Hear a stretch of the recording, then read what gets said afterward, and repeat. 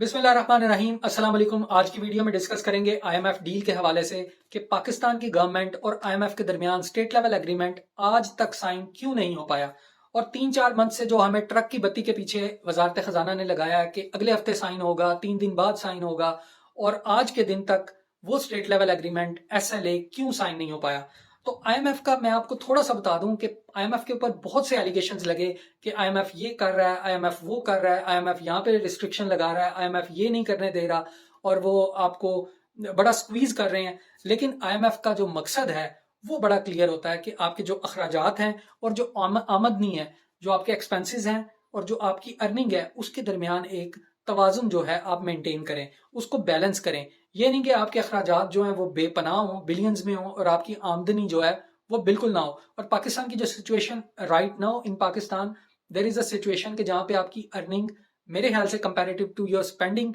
बहुत ज्यादा है। आपकी स्पेंडिंग बहुत ज्यादा है और आपकी अर्निंग बहुत ही कम है। आपके जो ज़र मुबादला के ज़खायर हैं वो गिर रहे हैं। आपकी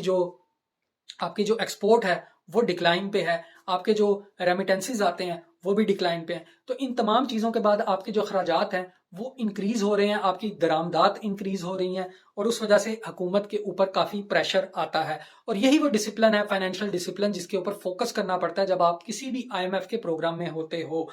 अभी जो इल्ज़ामात लगाए गए आईएमएफ के ऊपर के, रिसेंटली एक इल्ज़ाम लगाया गया कि पाकिस्तान के जो इलेक्शंस हैं उसके अंदर केपी के और पंजाब के पास पैसे नहीं है, क्योंकि हम आईएमएफ से पैसे, हमारे पास जो फिजिकल डिसिप्लिन है आईएमएफ की तरफ से, जो रिक्वायरमेंट है उसके तहत पैसे रिलीज नहीं हो पा रहे पंजाब और केपी से, और उसी वजह से इलेक्शंस जो हैं वो डिले होंगे। अभी इसके ऊपर आईएमएफ का एक बहुत ही क्लियर कट बयान आया और उन्होंने रिबटल दिया है, उन्होंने शटअप कॉल दिया पाकिस्तान की गवर्नमेंट को कि ऐसी कोई सिचुएशन नहीं है और आईएमएफ कोई ऐसी पाबंदी नहीं लगाता, क्योंकि इलेक्शंस जो हैं वो एक आईनी तकाजा है किसी भी मुल्क के अंदर, और आईएमएफ का इस आईनी तकाजे को रोकने के अंदर किसी किस्म का कोई जवाब नहीं है, और ना आईएमएफ इस तरह के काम करता है। कॉन्स्टिट्यूशनल काम जो है वो विद इन जो आपके गवर्नमेंट के इदारे होते हैं, जो डिपार्टमेंट विद इन गवर्नमेंट होते हैं, उनका काम है, ये आईएमएफ का काम नहीं। और आईएमएफ ने किसी भी जगह पे या किसी भी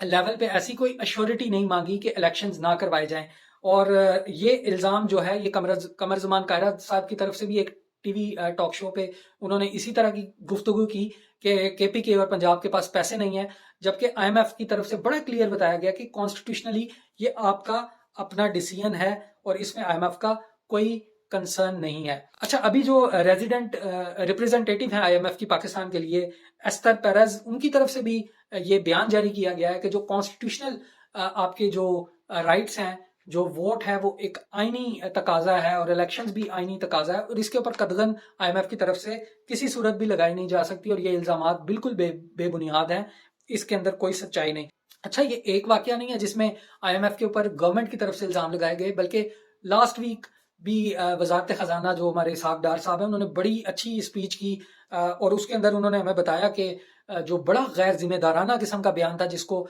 बड़ा क्रिटिसाइज किया गया डिफरेंट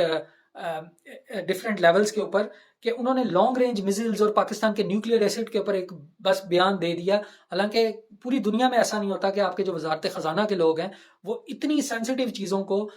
जो असेंबली के अंदर जो है वो उठाएं। उनका काम नहीं है कि वो न्यूक्लियर और लॉन्ग रेंज मिसाइल्स के ऊपर जो डिस्कशन है उसको किसी भी जगह के ऊपर उठाएं। अभी इसहाक डार साहब ने जो आंखें निकाली थी, इससे पहले आपको याद होगा 1.5-2 माह पहले जब उन्होंने अज्यूम किया था अपना ऑफिस, तो तब भी उन्होंने आंखें निकाली थी कि हमें आईएमएफ की कोई जरूरत नहीं है, we will manage on our own, हमारे बड़े फ्रेंड्स हैं, we have a bunch of friends elsewhere in the Middle East and China as well, तो हम उनसे पैसे जो हैं वो मैनेज करेंगे, उनसे लोन लेंगे, हमें आईएमएफ की कोई ज़रूरत नहीं है। लेकिन फिर उन्हीं ममालिक ने आपको चेहरा दिखाया इसहाक डार साहब को कि भाई this is the face of Pakistan, अगर आपको लोन लेना है यूएई से, सऊदी अरेबिया से, कतर से, चाइना से, तो आपको आईएमएफ के प्रोग्राम में जाना पड़ेगा। जब आप आईएमएफ के प्रोग्राम में जाओगे उसके बाद हम आपको रोल ओवर भी देंगे, आपको फाइनेंशियल असिस्टेंस भी देंगे, आपको लोन भी देंगे, लेकिन विदाउट आईएमएफ प्रोग्राम ये देना बहुत मुश्किल है।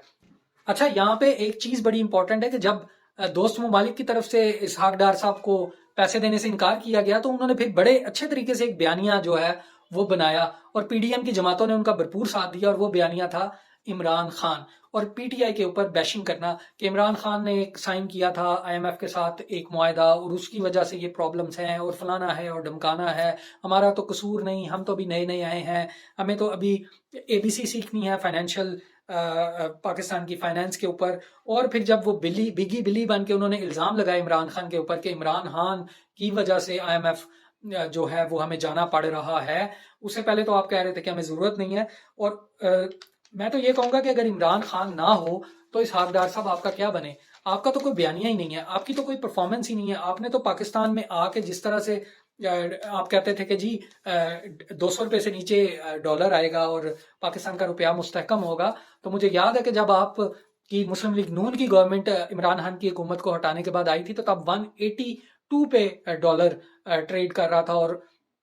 آپ نے اس 182 ڈالر ایکسچینج ریٹ کو آج کدھر پہنچایا؟ 283 آج کا ریٹ ہے۔ اور شرم نہیں آتی کسی کو؟ بس کچھ بھی منہ میں آئے تو بولتے جاؤ اور پاگل بناتے جاؤ۔ عوام اتنی پاگل نہیں ہے اسحاق ڈار صاحب، عوام جانتی ہے، عوام کے پاس ہسٹری ہے، عوام کے پاس بڑا شعور ہے، عوام بڑی ویل انفارمڈ ہے۔ آئی تھنک آپ کو یہ سمجھنا چاہیے۔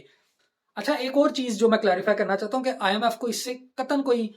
غرض نہیں ہے کہ آپ ڈیفنس پہ کتنا پیسہ لگاتے ہو، آپ نیوکلیئر آرمز پہ کتنا پیسہ لگاتے ہو، آپ لانگ رینج میزلز 2500 کلومیٹر کے رکھتے ہو، 3500 کلومیٹر کے رکھتے ہو۔ آئی ایم ایف کا یہ کام نہیں ہے۔ اگر آپ کسی باہر کے ملک جا کے یہ بیان دیتے ہو یا کسی ریپیوٹیبل میڈیا آؤٹ لیٹ کے سامنے جا کے یہ بیان دیتے ہو تو وہ آپ کے اوپر ہنسیں گے، وہ آپ کا مذاق اڑائیں گے کہ یہ کون انسان اتنی بڑی پوزیشن کے اوپر پاکستان کی وزارت خزانہ پہ بیٹھا ہے کہ جس کو یہی نہیں پتا کہ آئی ایم ایف ایکچوئل میں ورکنگ کس طرح کرتا ہے۔ اچھا، آئی ایم ایف جو آپ سے چاہتا ہے، آئی ایم ایف آپ سے کچھ چیزیں چاہتا ہے جو بڑی میکرو اکنامک لیول پہ ہوتی ہیں، کبھی بھی مائکرو لیول پہ جا کے جو ہے وہ آئی ایم ایف ڈیل نہیں کرتا کہ آپ نے فلاں بندے پہ ٹیکس نہیں لگایا، آپ نے اس بندے پہ ٹیکس نہیں لگایا، آپ نے کوکا کولا کی بوتل پہ ٹیکس نہیں لگایا، آپ نے چاٹ مسالے پہ ٹیکس نہیں لگایا۔ These are the micro indicators, اور یہ مائکرو مینجمنٹ جو ہوتی ہے یہ کبھی بھی آئی ایم ایف نہیں کرتا۔ IMF macro level پہ آپ کی اکانومی کو دیکھتا ہے اور میکرو لیول پہ ہی آپ کو کہتا ہے کہ اس کو آپ ایڈجسٹ کر کے تو ہمیں رپورٹ دیں۔ اور وہ چاہتا کیا ہے؟ وہ چاہتا ہے کہ ایکسچینج ریٹ پالیسی جو ہے وہ نارملائز ہو، اس کو ٹھیک رکھنا ہے آپ نے۔ اس کے علاوہ کرنٹ اکاؤنٹ جو آپ کا ڈیفیسٹ ہے وہ کم ہو اور آپ کرنٹ اکاؤنٹ کو مینیج کرو پراپر طریقے سے اور اس کے اندر کوئی پرابلم نہ ہو۔ اس کے علاوہ آپ کے ایکسپینسز جو ہیں وہ مینیجیبل ہونے چاہیے۔ یہ نہیں ہونا چاہیے کہ آپ کے اسپینڈنگ زیادہ ہے اور آپ کے ایکسپینسز بہت زیادہ ہیں اور آپ کی ارننگ بہت کم ہے۔ اس کے اندر آپ کو ایک بیلنس رکھنا پڑتا ہے، اور آئی ایم ایف کا یہی کنسرن ہوتا ہے کہ وہ میکرو لیول پہ یہی 3-4 چیزیں دیکھتا ہے۔ اس کے علاوہ آئی ایم ایف کو کوئی کنسرن نہیں ہوتا کہ آپ نے ٹیکس کدھر سے لگایا۔ ان کو آپ کی آمدنی اور آپ کے جو خرچے ہیں، اسپینڈنگ ہے، اس کو بس بیلنس کر کے دیکھنا ہوتا ہے۔ اس کے علاوہ ان کا کوئی کنسرن نہیں ہے۔ اچھا، نیکسٹ جو چیز ہے وہ ہے کہ اگر اسحاق ڈار صاحب یا وزارت خزانہ جو پاکستان کی ہے وہ ٹیکس بیس آپ کا انکریز نہیں کرتی، اور جس میں آپ کے I think 7 to 8 lakh people in Pakistan they are the filers, other than that جو آپ کی پوری پاپولیشن ہے وہ فائلر نہیں ہے، ان کے اوپر آپ ٹیکس بڑے بہنگم طریقے سے لگاتے ہو۔ تو آپ اگر ٹیکس بیس اپنی بڑھانا چاہتے ہو، آپ کی کوئی اسٹریٹجی ہے، آپ کوئی ٹیکس بیس بڑھانے کی طرف جا رہے ہو، تو آپ کو ٹیکس بیس کو انکریز کرنا چاہیے۔ جو ہیوز ہیں ان کے اوپر ٹیکس لگائیں، جو ہیوز ناٹ ہیں ان کے اوپر ٹیکس نہ لگائیں۔ لیکن آپ کیا کرتے ہو؟ آپ سکویز کرتے ہو۔ آپ سیلریڈ انکم جو بندہ کما رہا ہے، جو گورنمنٹ ملازم ہے، جو سیلری پیشہ جو بندہ ہے، اس کے اوپر اور ٹیکس لگاتے ہو۔ آپ اس کو اور سکویز کرتے ہو۔ تو یہ اگر آپ اس طرح سے آپ مینیج کر رہے ہو اپنی فائنینسز کو اور اپنی معاشیات کو، تو آئی تھنک پھر پرابلمز آتی ہیں، اور پھر آپ کہتے ہو کہ جی in the end after spending 1 year of your service in Ministry of Finance، آپ پھر کہتے ہو کہ جی ابھی تو ہمیں بڑا کچھ کرنا پڑے گا، ٹیکس بیس انکریز کرنا پڑے گا اور فلانا کرنا پڑے گا اور ڈمکانا کرنا پڑے گا، اور یہ چیزیں ایسے نہیں چل سکتی۔ اچھا، پاکستان کی آئی ایم ایف سے ڈیل ہوگی یا نہیں؟ ایسا مجھے لگتا ہے کہ پاکستان کی جو ڈیل ہے وہ آئی تھنک اتنی آسان نہیں ہے، اور جو آپ کے اکانومسٹ ہیں اگر آپ ان سے بھی پوچھتے ہیں تو وہ آپ کو کہتے ہیں کہ پاسبلٹی آئی تھنک یہ بھی ہے کہ ڈیل سائن نہ ہو۔ اب اس کی وجوہات کیا ہیں کہ پاکستان نے جو وزارت خزانہ اس نے تمام اقدامات کیا آئی ایم ایف کے، اور وہ اقدامات تھے، انہوں نے تمام چیزیں مہنگی کی، انہوں نے ڈالر فری فلوٹ کیا، انہوں نے بجلی مہنگی کی، انہوں نے گیس مہنگی کی، انہوں نے پیٹرول مہنگا کیا، انہوں نے آٹا مہنگا کیا، چاول مہنگا کیا، انہوں نے جتنی بھی نیسیسٹی آف لائف ہیں ان تمام کو مہنگا کیا۔ لیکن اس کے باوجود آپ کا ایس ایل اے جو اسٹیٹ لیول ایگریمنٹ ہے IMF سے سائن کیوں نہیں ہو پا رہا، اس کی سب سے بنیادی وجہ جو ہے وہ یہ ہے کہ پاکستان کی وزارت خزانہ نے اور گورنمنٹ نے اسٹرکچرل ریفارمز کی طرف کوئی قدم نہیں اٹھایا، اور اسٹرکچرل ریفارم جو ہیں جب تک نہیں ہوں گے تب تک سچویشن بڑی مشکل رہے گی۔ آپ کے پاس آج صرف $5 بلین کے ریزروز ہیں، جو کہ تین چار ہفتے پہلے $1.5 بلین پہ آ چکے تھے۔ آپ نے مانگ تانگ کے اس کو $5 بلین پہ آپ نے رول اوور کروائے کچھ ممالک سے، اس کے بعد وہ $5 بلین پہ چلے گئے۔ لیکن آپ کی اگلے سال کی جو آپ کی ری پیمنٹ ہے وہ آپ کی $25 بلین ہے۔ آپ دیکھیں، آپ کے $5 بلین کے ریزروز ہیں اور آپ نے اگلے سال ری پیمنٹ کرنی ہے $25 بلین، اور اس میں سے آپ کی جو 4 سے 5 مہینے کے اندر جو آپ نے ری پیمنٹ کرنی ہے نیکسٹ 4 منتھس، وہ آپ نے پیمنٹ کرنی ہے $8 سے $9 بلین کی۔ تو آپ کے پاس $5 بلین پڑا ہے اور 4 منتھ کے بعد آپ کو $8 سے $9 بلین دینا۔ آپ کہاں سے دو گے؟ آپ مزید جو آپ کے فائنینسز، جو لونز آپ کے وہ رول اوور کرواؤ گے، آپ فائنینشیل ایڈجسٹمنٹس کرواؤ گے، چائنا سے کرواؤ گے، سعودیہ سے کرواؤ گے، UAE سے کرواؤ گے، قطر سے کرواؤ گے، تو اس کے باوجود آپ کے پاس جو یہ ڈفرنس ہے ری پیمنٹ کا اور آپ کے جو ریزروز ہیں اس کے اندر بہت زیادہ ہے۔ اور یہی کنسرن ہے IMF کا کہ جب آپ کے گورنمنٹ کے پاس ریزروز ہی بلڈ نہیں ہے، جب آپ کے پاس ریزروز ہی اویلیبل نہیں ہے، تو IMF آپ کو کس طرح سے ایک پیکج اسٹیٹ لیول ایگریمنٹ کے تحت دے اور اس کی منظوری دے۔ اوکے، یہاں پہ ایک اور بڑی انٹرسٹنگ چیز ہے کہ اسحاق ڈار صاحب کی طرف سے اور وزارت خزانہ کی طرف سے جو یقین دہانی IMF کو کروائی گئی کہ ہمارے جو دوست ممالک ہیں ان کی طرف سے بھی ہمیں پیمنٹس ریسیو ہوں گی اور ایڈجسٹمنٹ ہوگی، رول اوور ہوگا لون جو ہے۔ لیکن جب اسٹیٹ بینک آف پاکستان نے ان ممالک سے پوچھا، اسپیشلی سعودی عربیہ اور UAE سے، تو ان کی طرف سے جو بیہائنڈ دا ڈور بولا گیا اور ڈائریکٹلی بولا گیا کہ ایسی کوئی کمٹمنٹ نہیں تھی، لیکن بیہائنڈ دا ڈورز جو بیک ڈور چینل پہ ان کی گفتگو ہوئی، اس میں ان کو یہ بتایا گیا کہ آپ کے ممالک میں، آپ کے ملک میں جب سٹیبلٹی ہوگی تو پھر ہم یہ سوچیں گے کہ ہم نے پیسے کس کو دینے ہیں۔ تو یہ سچویشن ہے۔ اس کے اندر آپ مجھے بتائیں کہ کس طرح سے آپ جو گیلپ سروے ہے اس کی رپورٹ کو نگیٹ کریں گے، جس کے اندر 61% والی پارٹی جو ہے وہ آپ اس کو کہتے ہیں کہ یہ دہشت گرد پارٹی ہے، یہ پیٹرول بم پارٹی ہے، یہ انتشار پھیلا رہی ہے، یہ پاکستان میں تباہی پھیلا رہی ہے، یہ پاکستان کی دشمن پارٹی ہے، اور جو باقی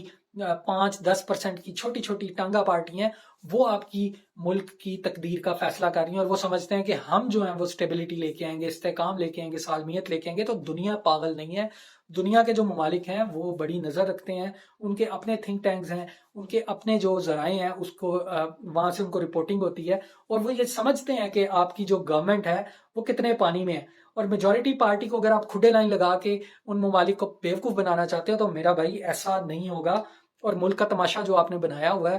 ملک کا تماشا بنانا بند کریں۔ پاکستان میں اسٹیبلٹی اور استحکام آنے دیں، اور اکانومی اور سیاست اور تجارت، کاروبار، یہ جو ہے